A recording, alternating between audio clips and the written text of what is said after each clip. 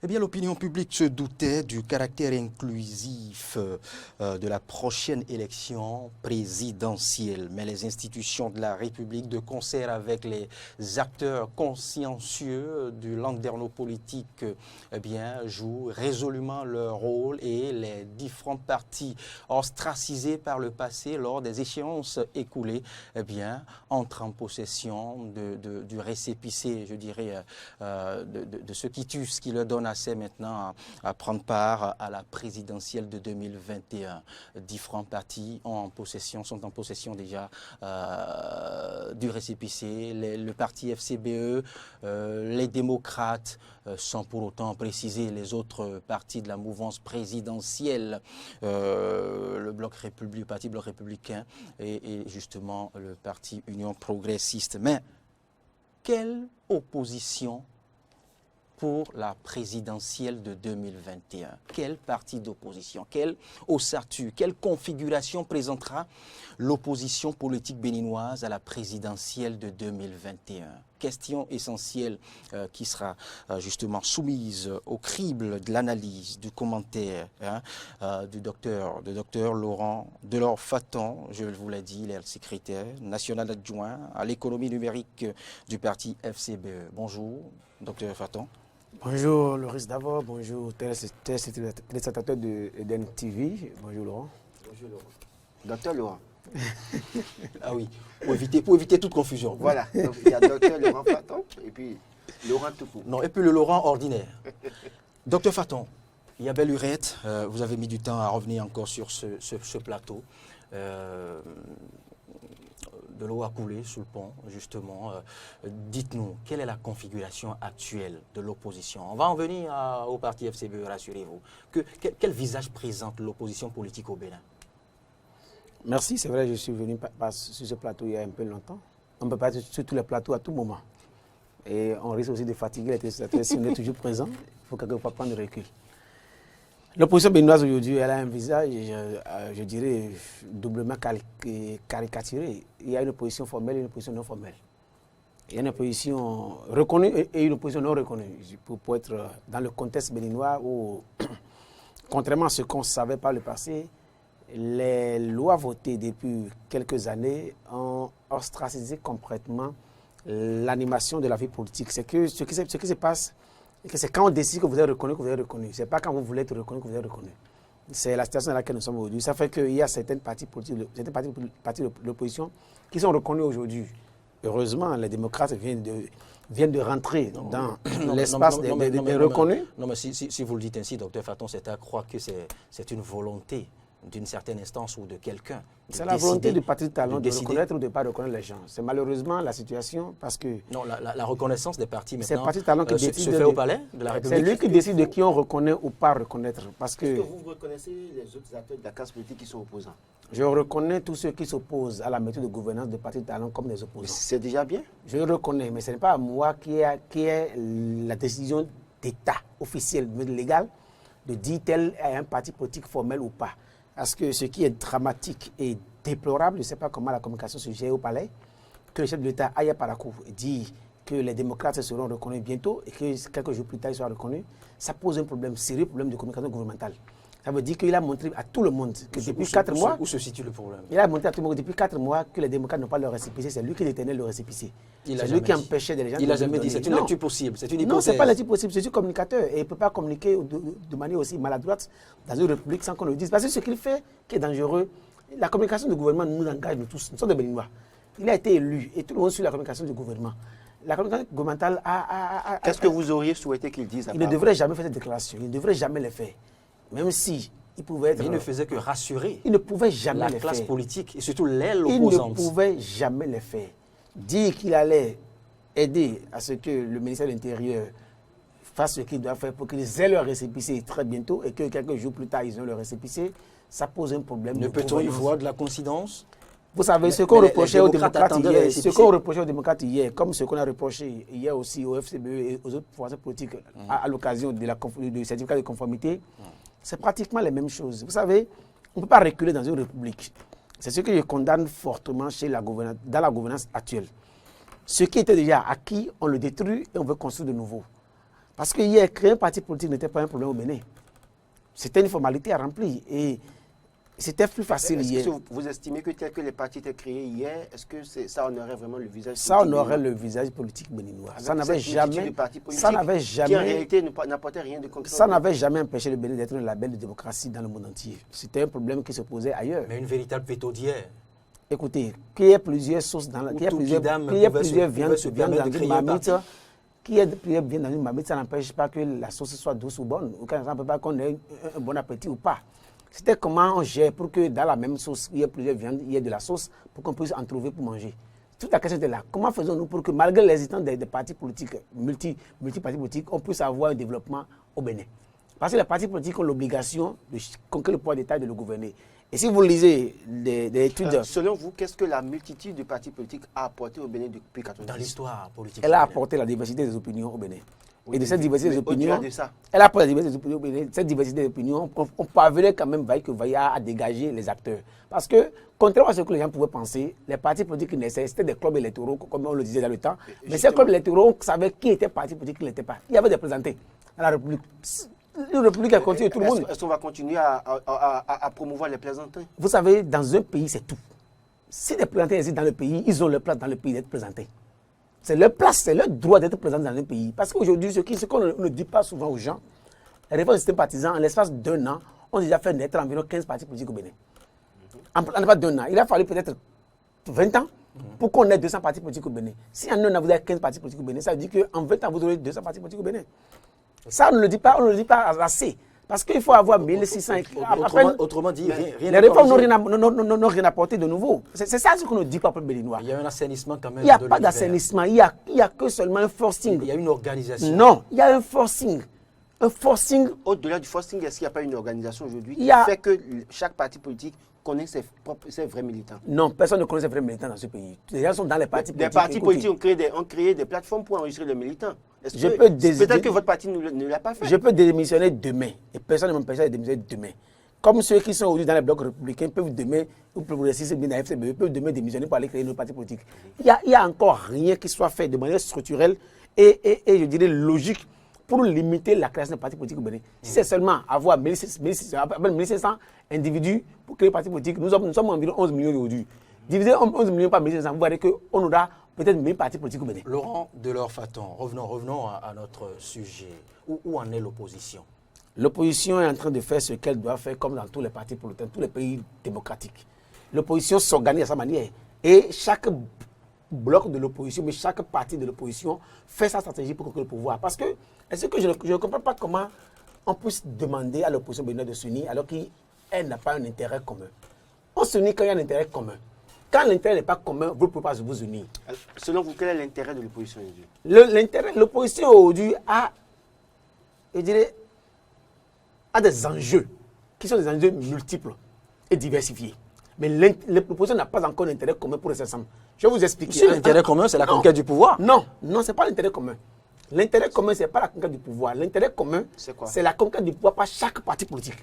Vous comprenez ça? C'est l'intérêt que tu vas... Mais au-delà de cet intérêt commun, il y a un intérêt stratégique qu'il faut trouver en commun pour se mettre ensemble. En 2016, on avait eu 31 candidats à l'élection présidentielle. Bien que tous les 30 candidats étaient contre la gouvernance de Boni Yayi. Mais ils n'avaient pas un intérêt stratégique commun. Ça fait qu'ils ont tous allé aux élections présidentielles. Mais c'est quand le premier tour a eu lieu, et qu'ils ont vu maintenant qu'ils ont un intérêt stratégique ensemble, ils se sont tous mis ensemble pour créer l'alliance de la rupture. Vous comprenez? C'est quand on a un intérêt stratégique qu'on se met ensemble. Ce que vous appelez intérêt, n'est-ce pas l'ego des acteurs politiques? Non, c'est l'intérêt stratégique. Parce qu'on ne se met pas ensemble pour jouer, ou bien pour se faire écraser par l'autre. On se met ensemble pour quand on se met ensemble, c'est pour être plus fort. Non, en politique, ce n'est pas tellement pour être plus fort, c'est pour conquérir le pouvoir. On peut être plus fort et ne pas conquérir le pouvoir. Alors, ne pensez-vous pas que cette multitude d'intérêts des acteurs politiques fragilise l'opposition au Bénin? Non. Au bien au contraire, elle permet à l'opposition de mieux cadrer le terrain. Parce qu'aujourd'hui, en quoi faisant? Aujourd'hui, quand vous voyez les FCBE, nous sommes en train de conquérir notre électorat. Il y a depuis 3 semaines environ, vous avez vu qu'on a déployé notre arsenal dans tout le pays. On a de remembrer nos structures, on a de regarder nos bases. Mais cela se remarque très peu. Non, mais depuis 3 semaines, nous avons fait quand même beaucoup d'activités dans tout le pays, dans toutes les 77 communes. On est présents. Les démocrates aujourd'hui, ils sont en train de... Parce que la question est bien posée. Quand je vous posais la question, où en est l'opposition? Je parlerai de l'opposition. Il n'y a que la mouvance bouge, la mouvance grouille et la mouvance gagne du terrain. Vous savez, arrêtez de confondre la communication médiatique avec la communication politique. Quand vous êtes présent dans tous les journaux, sur toutes les télévisions... Et les médias impactent. Sur toutes les télévisions, ça ne veut pas dire que vous êtes plus présent dans la population. Il faut différencier les deux. Et sous tous les régimes, du moins les régimes ont plus de moyens économiques, ils ont la capacité de s'accaparer les médias officiels et de faire leur show. Mais dans la réalité des faits, il faut aller voir la population pour voir qu'est-ce qu'il y en a. Aujourd'hui, nous avons deux espaces de communication politique qui sont médiatisés. C'est l'espace des réseaux sociaux, l'espace des médias traditionnels. Aujourd'hui, quand vous allez sur les réseaux sociaux, vous verrez quand même la présence de l'opposition de manière forte. Mais vous verrez sa présence de moins en moins présente sur les médias traditionnels. Parce que là, il faut beaucoup de moyens. Et aujourd'hui, vous savez, on a réduit l'espace économique du pays. Ça veut dire que l'opposition n'a pas les moyens qu'il faut pour être aussi présent que la mouvance sur les médias. Qui vous empêche d'en avoir ces moyens? Revenons je dirais à la configuration de l'opposition politique au Bénin, celle formelle et l'informelle. L'opposition aujourd'hui, je dirais qu'elle peut avoir 4 visages environ au Bénin. 4 visages. Oui. Décrivez-nous. Il y a la FCBE en tant que parti politique de l'opposition qui a participé aux élections présidentielles passées et qu'elle est là présente. En tant que force d'opposition, elle a des conseillers communaux. Pas avec tous les acteurs. Non, je dis l'autre opposition béninoise peut avoir 4 visages à peu près. Déclinons-les une à une. Oui, je parle de FCBE. Nous sommes de l'opposition, nous avons des conseillers communaux. Aujourd'hui, nous avons des maires. Nous avons fait un pas que les autres n'ont pas encore fait. Il y a aujourd'hui les démocrates qui sont aussi de l'opposition qui ont eu leur récépissé.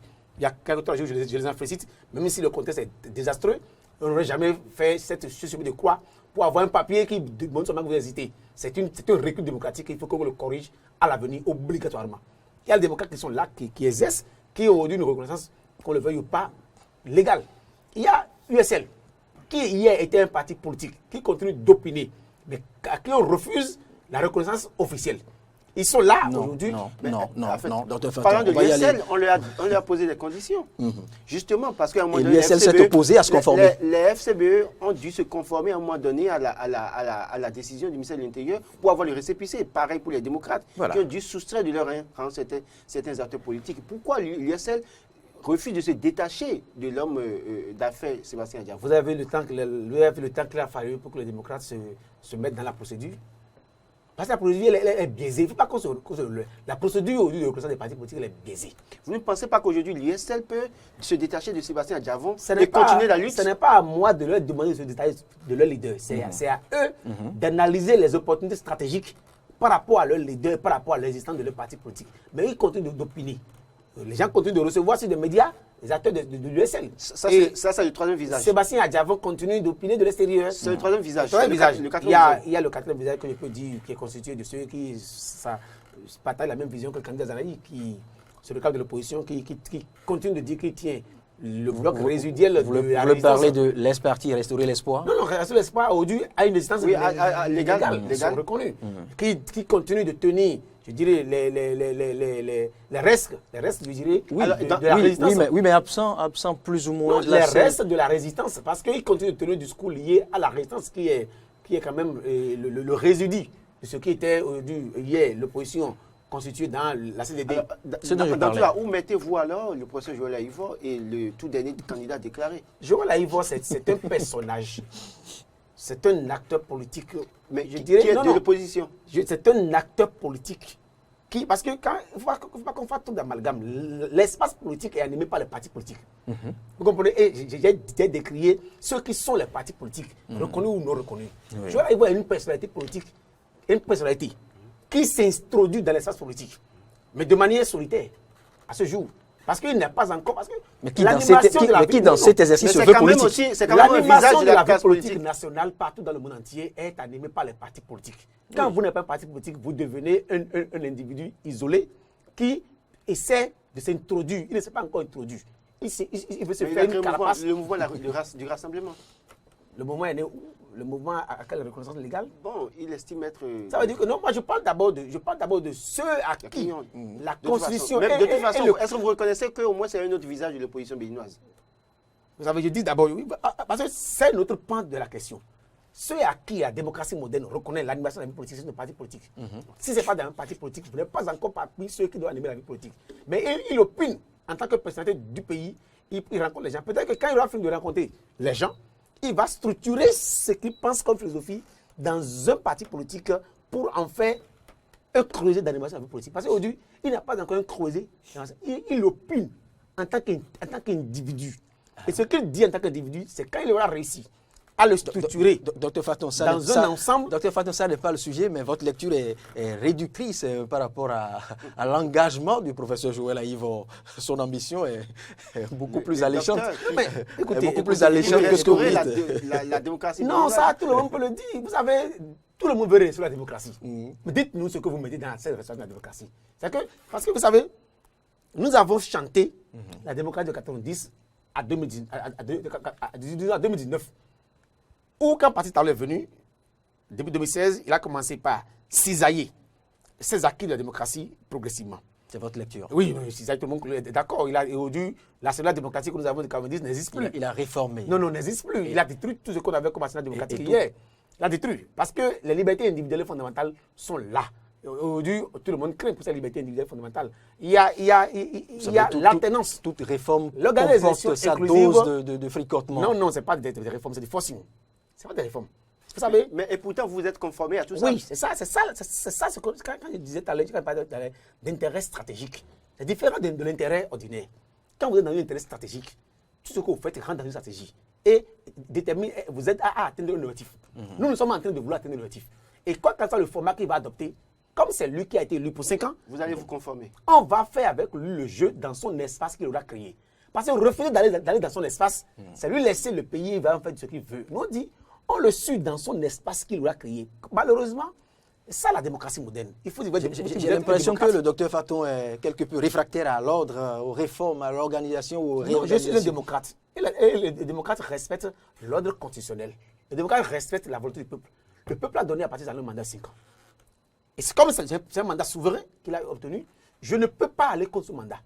Mais le peuple lui a donné un mandat pour gérer le pays pour 5 ans. Il a décidé d'en faire ce qu'il veut. Mais du moment où il a reçu un mandat souverain, je suis dans le mandat souverain. Tout ce que j'ai à faire, c'est d'attendre à la fin de son mandat souverain pour savoir si le peuple est encore prêt à lui renouveler le mandat après ce qu'il a fait du premier mandat qu'on a remis. Si je vais contre le mandat souverain, je ne suis pas démocratique. Je ne suis pas un homme de valeur que je défends. Vous avez plus ou moins la réponse du peuple à travers sa tournée et ça n'est pas le sujet du jour. Le peuple, non, il faut que je le dise. Parce que quand vous dites ça, le peuple s'est prononcé où?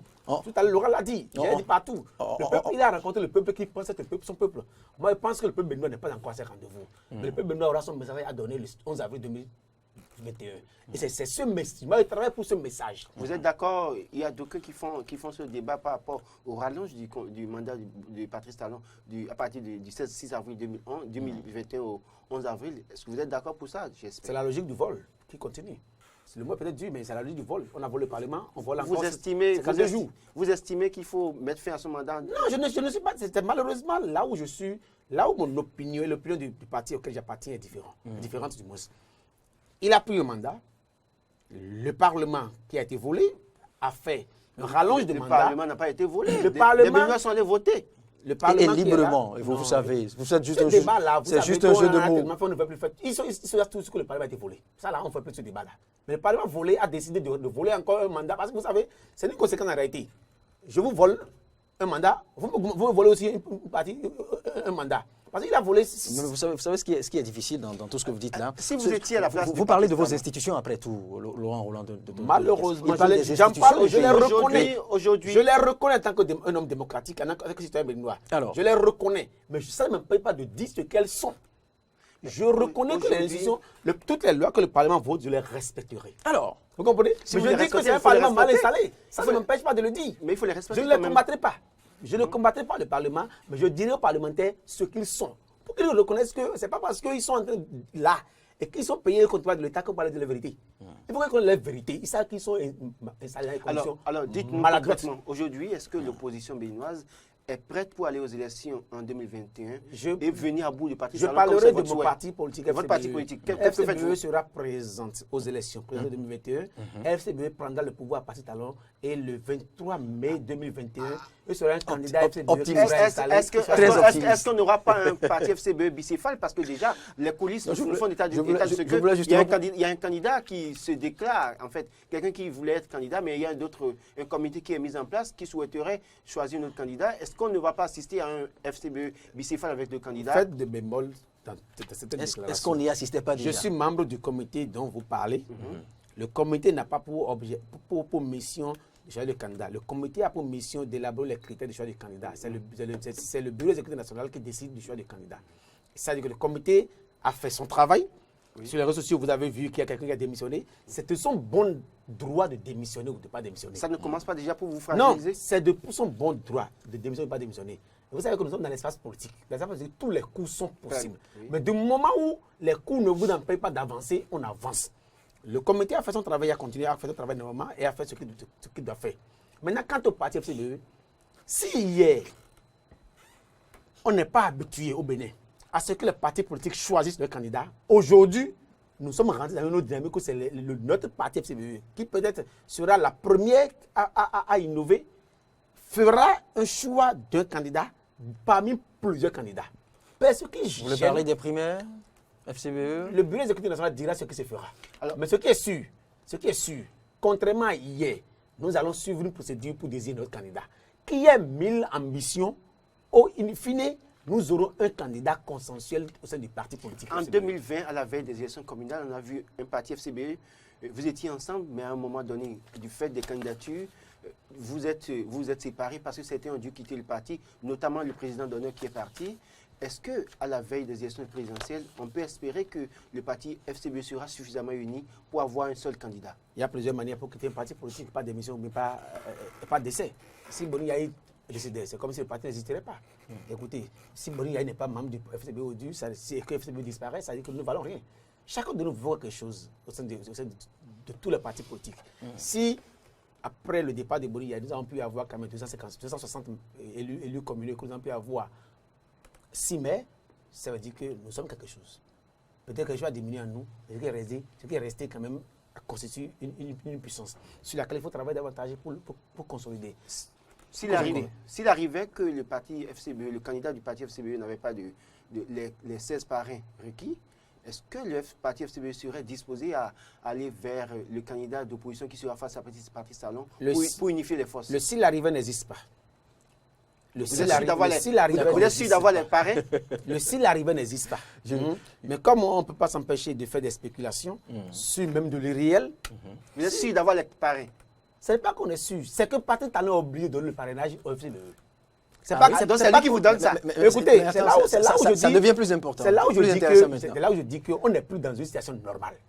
C'est que les universitaires, ceux qui parlent de la démocratie, pensent que entre les cours théoriques et la politique, il y a uniformité, c'est faux. La politique est différente des cours en amphi. Dans l'espace politique, il y a des réalités politiques auxquelles il faut tenir compte. Aujourd'hui, personne n'ira aux élections présidentielles prochaines s'il n'y a pas quelque part une volonté de parti talon. À vous suivre, il y a un paradoxe, parce que tout à l'heure, vous disiez que les démocrates ont reçu le récépissé, que c'est à cause du parti salon. Vous l'avez décrié suffisamment, mais vous dites que le parti salon est obligé de vous donner les parrainages. Cela suppose qu'en réalité, vous ne devez pas critiquer cet aspect des démocrates. Vous savez, il ne faut pas se leurrer. Le parti talon sera obligé de donner le parrainage, on le battra. C'est lui qui vous donne le parrainage. C'est vous qui lui donnez. Il donnera le parrainage parce que le fait d'avoir volé le Parlement en 2019, ça hypothèque ses chances de négociation. Si le Parlement n'a pas été volé, il ne serait pas obligé. C'est qu'il est contraint. Il est contraint de donner le parrainage à ceux qui veulent aller pour qu'il y ait une élection inclusive. C'est une contrainte. Ce n'est pas qu'on ne veut pas négocier sur le parrainage. Il est contraint. Est-ce que c'est le parti salon qui donne les parrainages ou bien c'est les députés qui viennent vers vous? Vous qui négociez. Écoutez, je ne suis pas de ceux qui font la politique de l'autruche. Tout le monde connaît que les députés sont des députés aux ordres. Ah bon? Que ça les énerve, que ça les énerve, que ça les énerve ou pas. On a suivi Orden Aladati qui a confirmé la liberté de ces élus du peuple. Moi, je suis universitaire avant d'être un homme politique. Et je dis les vérités crues. Qu'ils soient énervés ou députés ou pas, ils sont aux ordres du parti talon. Ils ne peuvent rien faire. Quand vous dites ça, soutenir Patrice Talon ne veut pas dire... Il y a une différence entre se fâcher, entre avoir une différence entre avoir des possibilités et être contraint. Ils n'ont aucune possibilité. Vous avez vu, c'est dramatique ce qui se passe dans ce Parlement. Il faut qu'eux-mêmes en prennent conscience, mais c'est sûr qu'ils ont beaucoup en ont conscience. La dernière fois, on a voté le budget de l'État, les mains levées. J'ai dit, mais qu'est-ce qui se passe dans ce pays? Un budget pour impacter un pays durant 1 an, tout le monde dit que c'est bon.